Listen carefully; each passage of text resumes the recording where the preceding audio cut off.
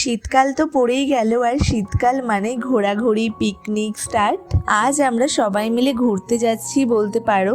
তাই একটু সকাল সকাল উঠেই সুন্দর করে সেজে গুজে রেডি হয়ে গেছি। আমি রেডি, এবার বনুকে রেডি করিয়ে দিতে হচ্ছে অ্যাজ ইউজুয়াল। এবার আমরা বেরিয়ে পড়েছি, পিসা ড্রাইভ করছে। পিসা, পিসি, আমি, বনু আর মা বাবা এই কজন মিলেই যাচ্ছি।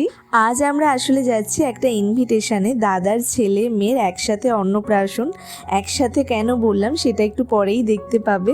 দাদার টুইন্স বেবি হয়েছে, তাও আবার একটা বেবি বয় একটা বেবি গার্ল। টুইন্স বেবি তো দেখেছি, দুটোই গার্ল বা দুটোই বয়, এরকম একটা গার্ল একটা বয় কিন্তু আমি ফার্স্ট টাইমই দেখলাম।